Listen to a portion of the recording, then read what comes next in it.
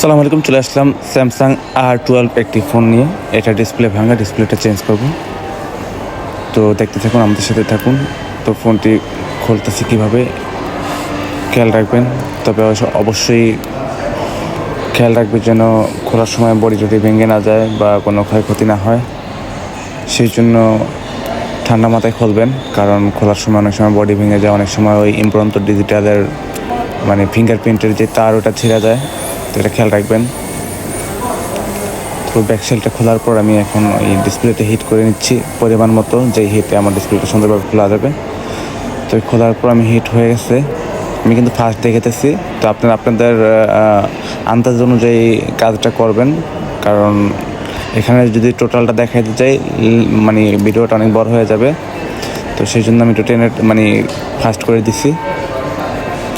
তো পর্যাপ্ত হিট করে নেবেন, যে হিটে ডিসপ্লেটা সুন্দরভাবে খোলে। তো ডিসপ্লেটা আমি খুলে ফেলাইছি, খোলার পর ফ্রেমটাকে সুন্দর করে পরিষ্কার করে নিতেছি।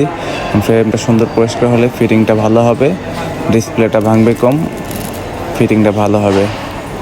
তো নতুন ডিসপ্লেটাকে চেক করে নেব। আর অরিজিনাল একটা ডিসপ্লে লাগাইছি, এটা অরিজিনাল একটা ডিসপ্লে। ফার্স্ট চেক করে নেবো যে টাচ ঠিকঠাক কাজ করে কিনা, ডিসপ্লের লাইট ঠিকঠাক আছে কিনা। সব চেকের পর আমি যখন দেখবো যে ঠিক আছে, তখন আর কি আঠা দিয়ে লাগাবো। তো চেক কমপ্লিট, ঠিক আছে। তো এখন আমি ব্যাকসেলের পিছনের যেই প্লাস্টিকগুলো আছে ওগুলো লাগাইছি, লাগানোর পর আঠা দিয়ে ডিসপ্লেটাকে লাগাই ফেলাইছি। লাগানোর পর চেক দিলাম যে ডিসপ্লে ঠিক আছে। তো কাজ এই পর্যন্তই। আসসালামু আলাইকুম রহমতুল্লাহ।